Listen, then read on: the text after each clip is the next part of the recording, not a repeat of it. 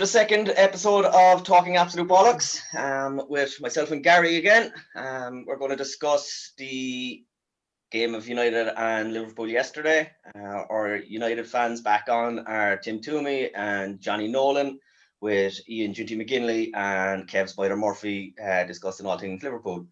It wasn't the cracker we were anticipating, but look, there's one team's going to come away with it this morning happy out. There's one team going in training this morning, they're happy out. Their coaching staff is going to be happy. Solskjaer had a plan, wasn't pretty. Our attacking players won at the race. Like, to be honest, like, it was a dull, drab affair from United. But if you go back to Fergie's day, there was games where he didn't play swashbuckling football either. Like, the difference is Fergie had likes of Van Nistelrooy, Rooney, Ronaldo, someone that could finish a chance if they got it.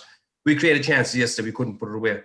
Liverpool had the ball, which we expected. They dominated the ball, but they just couldn't break us down. Once we had Fred and McTominay in the team, you knew, like Tim predicted the other day, we were just going to shut up shop and try to catch him on a break. And we couldn't catch him. Are you happy with the result? I'm happy with the results. I'm very happy. I can see the United players are buying into what Solskjaer is doing. To me, I think the United players will get confidence from that result. I can see they're buying into what Solskjaer is trying to do. He had a plan. He coached it well. They were disciplined. It's their attacking players, Fernandes, Rashford, Martial. It's their players that kind of were very poor yesterday. But like Luke Shaw was outstanding. Over to you, Junty. What did you make of the game yesterday? It was such an anticlimax, really, wasn't it? The build up to it, like, and it's the game we all look forward to the most every season. But yeah, like as John said, like Solskjaer set up to defend, and we weren't really in the best of form attacking wise coming into the game either. You can really see the effect that the midfield, like having midfielders in central defence, is starting to affect us big time going forward, because the ability to get the ball higher up the pitch and create space or create chances for the attackers is becoming less and less. Hopefully Henderson back in there Thursday night, please God, will fix some of that. And but, I cut across you there again, because we look again. That's getting into kind of analysis side of it. We can look at that in a minute again. What about the result? Are you happy with it? Not quite. Honestly, it felt like a bit of a loss yesterday after the game. I wasn't really too happy at all. No. We obviously needed to win more than them, so they're going to be happier with the draw really at the end of it. So. Cool. Tim, what about you? What's your take on it? I'll be honest, no, I think it was a huge opportunity missed. I think it was a massive chance to take Liverpool. You could see from the gun, they were sliping off. And as long as we held on for the hour, after 60 minutes, we could have just driving on and taken them, but we didn't. So a bit disappointed like that, but a draw is a draw. We'd be happy enough to walk away with it. So you're happy with the point? Happy enough, but it was a massive opportunity missed. Kev? Disappointing from our side. United did what we expected them to do when they came. Shut up shop. 5 switching to 4 as they were moving forward. Disappointing. The front three has just been disappointing, through in the last few weeks. But the only shining light from it was Thiago, really. He was fantastic in that midfield yesterday. So, but other than that, you could see we were the better side the way we controlled the game. But they came to do a job as well. So, and that's kind of how it turned out. So you're not happy with the results, so obviously enough. No, not at all. What about you guys? What was your take on it? It's a good result. Game wasn't great. I think, if anything, it showed that there's not as much of a distance between the two teams as what there was a year ago. Like any season, you go away from home to the champions, who are 25 points champions the year before that, and you get a point away from home. It's a good result. I think no matter who you are, I think that's always a good result. If anything, a 0-0 is a great result, is a worse result for Liverpool than anything, because it just prolongs this bad run of form and bad run of like attacking. They've just been terrible going forward in the last few games, so it just prolongs that, which is great for everybody else. Well, for me, I think it was a brilliant result for Man City. City were brilliant then against Palace in hour after our game. They blew them away. John Stones is looking reincarnated. Like Liverpool had no kind of fluidity yesterday. As much as I love Thiago and think he's a fantastic footballer, I think with the blip we're in at the minute that he slows down the game small but too much for us. There was that there was times yesterday where Salah and Mane switched wings, which is kind of something we haven't done a lot. So I definitely tell the Klopp is getting frustrated with the front three as well, trying to get something to click. But for me, I think when you're the champions, you're the reigning champions, it's 2 points dropped definitely for Liverpool. You know? Man of the match shouts, lads. For me, I know it's strange considering I said it's 2 point drops, but I thought Alisson was amazing for us. He kept us in the game. There was for me at times there was kind of flashes of when we used to go to Old Trafford and Danny Murphy would pop in with a free kick and we'd be 1-0. When United would be a better team for 80-90% of it, but that could have happened to us yesterday easily with Rashford or with Pogba or Fernandes getting the goal if it wasn't for Ali. Like, so for me, man of the match all day, every day. Like, you know, Johnny, shout out a man of the match. Luke Shaw. I thought Luke Shaw I think he's after responding very well to Tellez coming into the squad. He's really stepped up. He handled Salah very well when he was swapping over. He handled it very well, even supporting the centre backs. I thought he was outstanding. And even going forward as well, joining the attack, I thought he was very good. Tim? Yes, Shaw was excellent yesterday. I think though I have to give a lot of credit to Maguire. It's the first time I don't like him as a centre half at all, but yesterday he done everything right. And it was the basics. And he got the blocks in. And I'll be honest with you, he was lucky that the front three weren't firing on all cylinders. But he done what he had to do. So Shaw could bomb on, you know. So I give it to Maguire. Kev? I'd have to agree with Alisson as well. I probably would have gone Thiago, but yeah, Alisson I'd say for us. Gint? I said Fabinho. I thought he was outstanding at the back. A couple of really great tackles. I know they had a couple of chances towards the end. For the most part, he was solid out throughout the game. Shaw, though, I have to say, he was outstanding yesterday. He had Salah well wrapped up for the game. Like, to be honest, he didn't get much of him. So, Gaz? I agree with Genty. I think Fabinho. I think the block from the Cavani shot, and I think he put enough pressure on Pogba for that. And that was the best chance of the game. He just put enough pressure on him, and there was a time in the second half when it was Rashford and Cavani were sort of running through, and he just shepherded Rashford off. I might have lost Gaz there, I'd say, for a bit. Or else he's unbelievable at moving statues. All right, lads. Look, we'll move on to the next. You back, Gary? Yeah. Did you lose me completely? Yeah, Just we like lost near you the there. We just after you said that Liverpool deserved to win Fucking and internet. they'd win the league. Just you said that, you just got frozen on that part. Angry at them. Right, look, lads. So look, obviously 2 more games coming ticking fast again this week. We have United and Fulham on Wednesday and Liverpool and Burnley on Thursday. So just quickly, the United guys, what do you think? Like, Fulham are coming into form. I think Scott Park hasn't playing well, like, you know. So what do you think? Obviously, your 3 points is a must, I think, for you and for us. Yeah, I think we have a couple of players on yellow cards as well, and 4 or 5 yellow cards. If they get one more booking, they're suspended.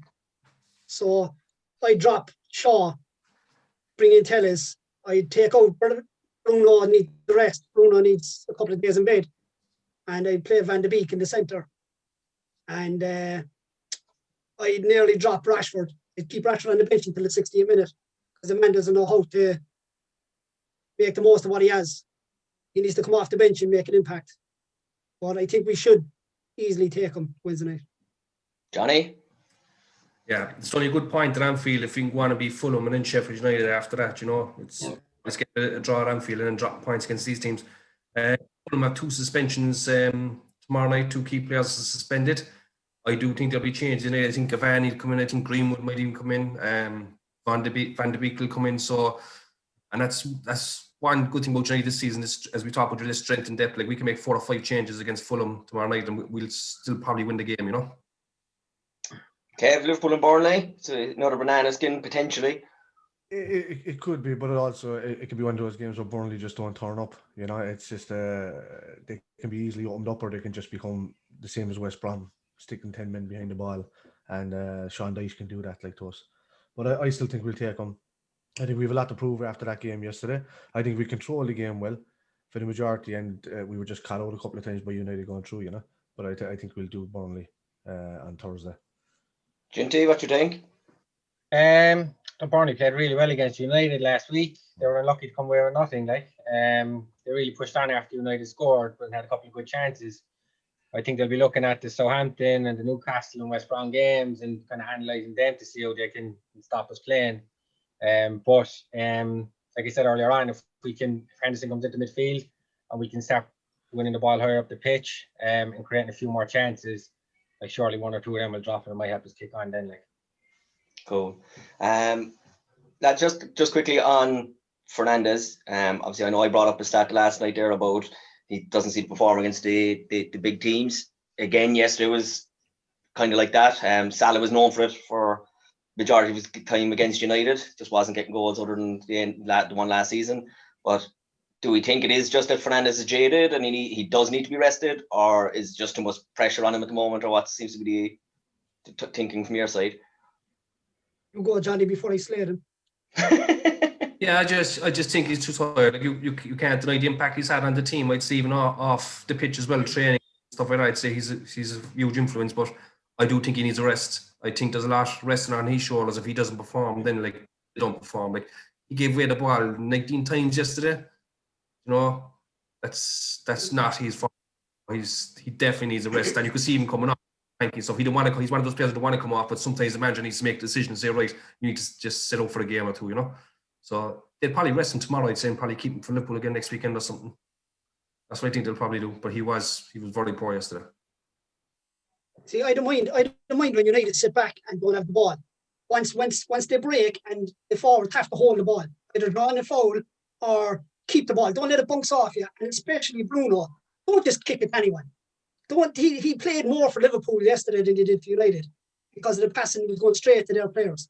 And that's not acceptable as a United player. So I think we were lucky that our backline didn't concede a goal, because I think in the first 5 or 6 minutes was it John Bobby was put through. And if he played the ball out left, Robinson was cleaning a goal. And Pogba was way up the pitch. Pogba should not be next or near Robinson, because he was never going to track back. But Bruno was getting the ball and just giving it away, and that's not good enough at that level. Keep hold of it. Do you know what I mean? Play a simple pass if you have to. It doesn't have to be a Superman pass every time. But the second half, when United picked it up a little bit, he played a little bit here and there, a bit more passing, but it's not good enough. And he knows that it's not good enough. But it reminded me of Cantona back in the day. You know, he'll come good. And when he comes good, it'll be unbelievable. But when he has a bad day, it's that bad, you know? Gaz? Like I said it on Friday night that I thought he should have had a thought about dropping him out of the starting team and playing with one off him or Pogba. I think Pogba, he looked like he was trying to shoehorn the two of them into a team and try and fit them around the system, and it didn't really work. I think maybe I expected if he played Pogba in the middle and played Bruno as like a false nine and split the two forwards, it might have worked a little bit better. But he does just look tired, to be honest. Like, he's a fantastic player, but you know he has played a lot of football for quite a while. His attitude looked bad on Sunday, though. Like, for the first time that I've seen him like that, his attitude looked terrible. You know, somebody passed the ball, was 2 yards away from me, threw his hands up, and he was walking a lot. And even I don't like that when he's been taken off and he gives Greenwood the little slap on the wrist. It's like, you know, I don't think that's really fair. Like, Greenwood's 18 years of age coming on against Liverpool in the last 5 minutes. Just deal with it. You're coming off. No need to take it out on the young fella. Like, but yeah, I didn't think he was great. I think he does need a rest. I think maybe play him now and then drop him for the Liverpool match. I would say, just to take him out of the pressure of that match, and it's a cup match, and I think nobody really cares about the cup this year. What about you, lads? Ginty or Kev? Do you want to anything on Fernandez or on Thiago? Do you want to switch to him or? Yeah, it was good to see Thiago get his debut at Anfield finally. And he looked silky at times, and he just looks to have this kind of aura about him when he gets on the ball, doesn't he? And just looks so comfortable. Like, shame he couldn't do much yesterday. There was a couple of chances that he had to play people in, like, and he overhit it or gave it away or whatever. But in fairness, he was all over the pitch. He was tracking back as well, which is great to see. He wasn't just waiting for the ball to come to him. Like, it was a good debut overall, and hopefully it's a sign of things to come going forward. Like, Kev? Yeah, for me, well, obviously I thought Fernandez was poor. Thiago, as I said before, I think he runs that entire midfield no matter what game he's playing and no matter who he's playing against. He's that kind of player. and he's got as Ginty said, he's got that kind of aura about him. Just on the Thiago thing, like Thiago's a fine player and he's excellent on the ball, but he plays for 20 minutes at a time. He sort of plays for 20 minutes, then he stops for half an hour, then he plays for another 20 minutes. Like he's not consistently on it. Like that's what I see anyway. I feel like he's not like, you know, Wijnaldum sort of, even when he's not getting on the ball, he tries and he's running around. You can see him. There was spaces in that game yesterday where Thiago just went missing. I think a lot of that is down to match sharpness as well. I mean, we had Thiago and Shaqiri who haven't played 200 minutes of football between the two of them this season, and and then you take Henderson's legs out of it to put him into the back line, and then we're relying hugely on Wijnaldum to try and pick up the slack. I can understand like the pace of the game yesterday was frantic, and you've got someone that doesn't have the match legs on him trying to cover it, and I can understand why he comes and goes in games. I think as his fitness comes, I think he'll get a bit more involved and get on the ball a lot more, which will hopefully cause issues for teams we play against. That. Yeah, I didn't think, like, considering how deep United were, I wouldn't have called the game pace that frantic. I thought United were so deep. He was having loads of time to waddle around the middle, and he was walking on occasion, and no one was getting close to him. That's why I was getting it. Like the first 20 minutes, he looked good on the ball, but then after that, he kind of just fell out of it, and the game wasn't that fast. Well, it wasn't that fast, in my opinion, anyway. I did see either side of half time where he was a bit laboured, but I think that was just him watching his legs, you know, after coming back saying, right, I'm going to pace myself now and get into the second half a bit. Played a bit well with like maybe for about 15 minutes before it hit the last 10 minutes, and then it was all just kind of back and forth, who's going to score, who's not. And then United had those good last 10 minutes, you know. So I just think, he was a bit leggy. Yeah. But, you know, but when he I was just playing, add on Thiago there, lads. Yeah, John. Just on Thiago. The way United was set up yesterday, where Thiago was sitting so deep, to be honest, if I was playing for Liverpool in midfield, I would have had a pass completion of 95%. He was just picking up the ball, he's passing to the left back, passing to the right back, back to the centre back.